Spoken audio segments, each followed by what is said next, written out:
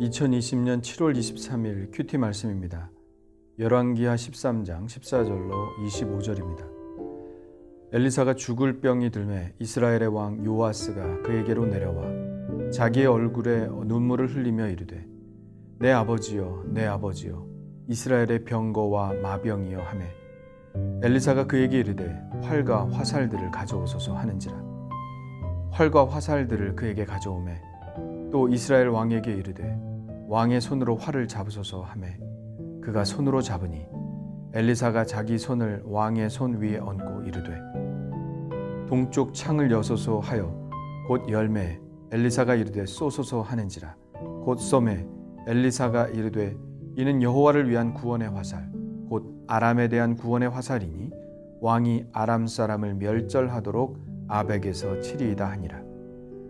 또 이르되 화살들을 집으소서. 곧 집음에 엘리사가 또 이스라엘 왕에게 이르되 땅을 치소서 하는지라.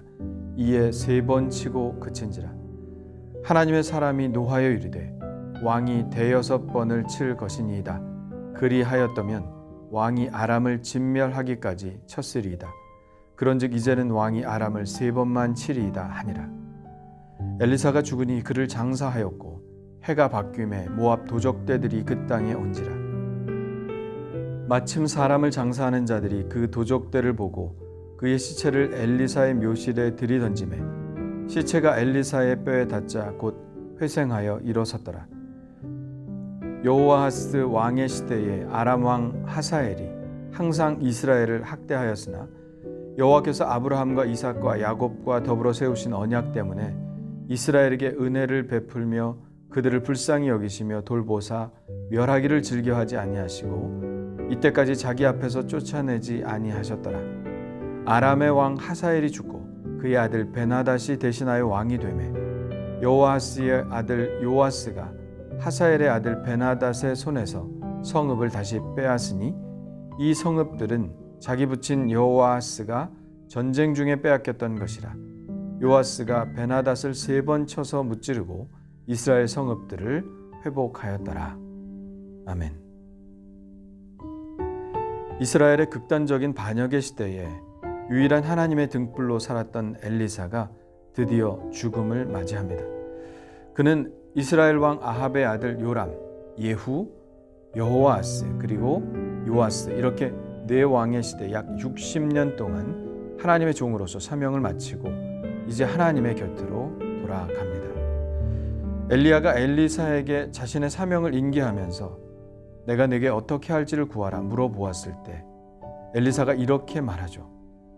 당신의 성령이 하시는 역사가 갑절이나 내게 있게 하소서. 과연 엘리사의 이 간구가 이루어져서 악한 시대에 하나님의 종으로서 더 밝은 빛을 내며 사명의 삶을 살았습니다. 그는 수많은 선지자들의 생도들을 길러냈고 수많은 전쟁에서 이스라엘을 도와 하나님의 능력으로 승리를 거두었습니다. 만일 이스라엘에 엘리사와 같은 등불이 없었다면 이스라엘은 그들의 죄악 중에 훨씬 먼저 멸망하였을지 모릅니다. 요아스 왕도 이 사실을 인정하듯이 엘리사가 병들어 죽게 되었다는 소식을 듣고 엘리사를 찾아와 눈물을 흘리며 이렇게 말합니다. 내 아버지여 내 아버지여 이스라엘의 병거와 마병이여. 이 호칭은 이전에 한번 쓰였던 적이 있는 호칭입니다. 바로 엘리사가 엘리야에게 썼던 호칭이죠. 엘리야와 엘리사가 말하며 길을 걷던 중에 불수레와 불말들이 두 사람을 갈라놓고 엘리야가 회오리 바람으로 하늘로 올라갑니다. 그때 엘리사가 엘리야를 보고 소리를 지르죠.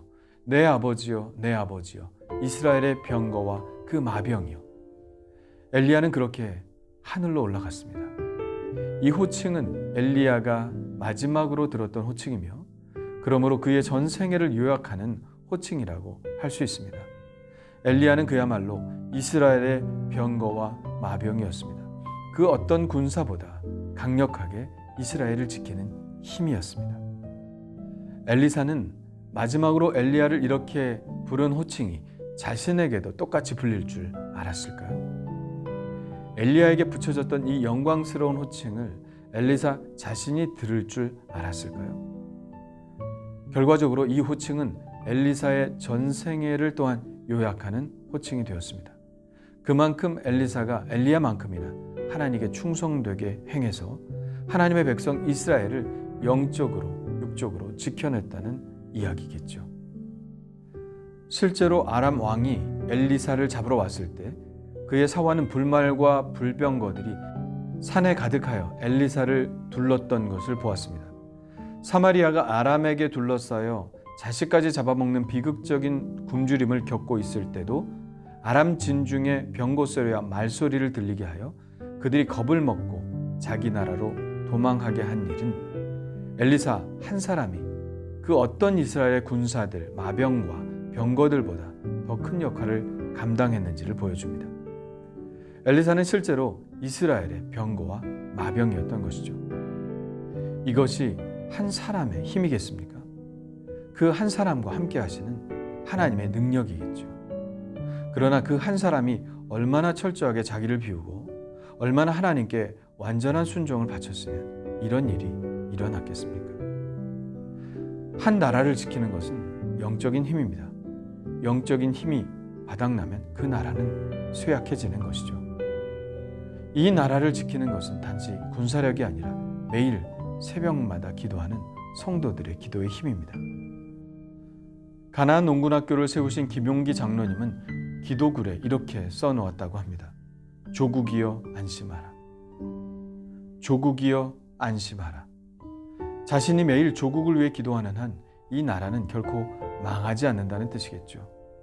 기도하는 그리스도인들이야말로 이 나라의 진정한 병거와 마병이라고 할 수 있겠습니다. 엘리사는 자신을 찾아온 요아스 왕에게 마지막 선물을 줍니다. 그 선물은 아람과의 전쟁에서 승리할 것이라는 약속이었습니다. 지금까지 수세에 몰려있던 이스라엘은 이 엘리사의 마지막 선물로 인하여 아벡 전투에서 승리하고 그 후 3번의 큰 승리를 통하여 그의 아버지 여호아하스가 빼앗겼던 성읍들을 되찾습니다. 이처럼 위대한 선지자 엘리사는 죽은 후에도 이스라엘에게 영향을 미칩니다. 그가 죽은 후에도 계속된 영향력에 관한 이야기는 20절과 21절에서 보여주는 이야기에서 극명하게 드러납니다. 엘리사의 묘실에 던져놓은 시체가 회생하여 일어난 이야기입니다. 엘리사의 죽은 몸을 통하여서도 여전히 기적이 일어난 이야기는 엘리사의 존재가 얼마나 이스라엘 사람들의 마음속에 깊이 남아있는지를 보여주고 있습니다. 이 이야기는 중세에도 영향을 미치죠. 그래서 중세 가톨릭 교회에서는 죽은 성인들의 시체를 서로 안치해서 성도들의 발걸음을 교회로 이끌도록 했죠.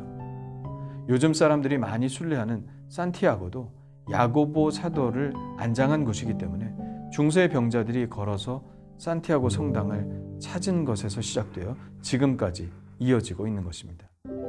결국 이것은 중세에서 개혁되어야 할 종교개혁의 하나의 개혁 대상이 되지만 그러나 중요한 것은 위대한 인물의 삶은 그 죽음 이후에도 사람들의 마음속에서 기적을 일으키는 영향력을 가진다는 것입니다. 우리는 어떨까요? 우리도 로마서 말씀처럼 살아도 주를 위하여 살고 죽어도 주를 위하여 죽는다면 그 영향력이 후대 사람들에게 신앙의 유산으로 전해지지 않을까요? 이스라엘이 수많은 범죄에도 불구하고 하나님께서 보존하여 주신 이유는 엘리사라는 위대한 선지자 외에도 경건한 조상들의 선물이기도 합니다. 23절 말씀입니다.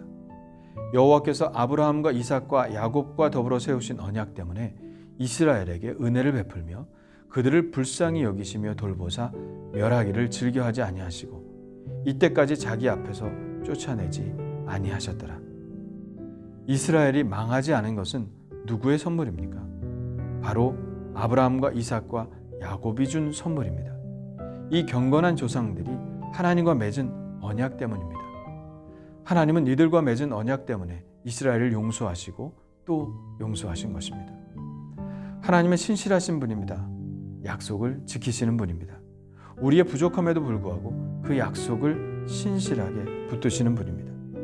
우리도 많은 죄를 짓고 살죠. 하나님께 성실하지 않은 적도 많습니다. 하나님을 대적하는 죄를 범할 때도 있죠. 그러나 하나님은 참고 인내하시고 우리를 불쌍히 여기시며 용서하십니다. 이미 우리를 약속의 자녀로 삼아주셨기 때문입니다. 이것은 그리스도를 통하여 우리와 맹세하신 사랑의 언약입니다. 그렇다고 해서 우리가 이 약속을 믿고 마음대로 죄를 지어선 안 되겠죠. 고린도후서 7장 1절에는 약속을 받은 자가 어떻게 살아야 하는지에 대해서 말씀하고 있습니다. 그런즉 사랑하는 자들아, 이 약속을 가진 우리는 하나님을 두려워하는 가운데 거룩함을 온전히 이루어 육과 영의 온갖 더러운 것에서 자신을 깨끗하게 하자. 약속의 자녀답게 주님을 닮아가는 삶이 우리가 이루어야 할 하나님과의 약속 중 우리가 지켜야 할 부분이라는 것이죠. 나는 부모의 기도와 믿음 덕에 근근히 명맥을 유지하는 신앙생활을 하고 있나요? 아니면 우리의 믿음 때문에 우리의 자녀들이 복을 받는 그런 믿음을 소유하고 있나요? 믿음의 부요한 자가 되어 우리 자녀들에게 좋은 영향력을 미치는 그러한 부모가 되어야 하지 않을까요? 주님, 수많은 범죄에도 불구하고 오래 참으시고 기다리신 하나님의 은혜에 감사드립니다. 제가 죄를 짓고도 하나님의 진노를 피하고 있는 것은 우리 주 예수 그리스도의 중보의 기도와 또 이 땅에서 복음을 위하여 수고의 씨를 뿌린 믿음의 선조들과 매일 지금도 눈물을 뿌려 기도하시는 우리의 부모님들 때문임을 알게 하여 주옵소서. 죽어서도 좋은 영향력을 끼친 엘리사처럼 믿음의 후손들에게 영적인 영향력을 주는 믿음의 선조가 되게 하여 주옵소서. 예수님의 이름으로 기도합니다. 아멘.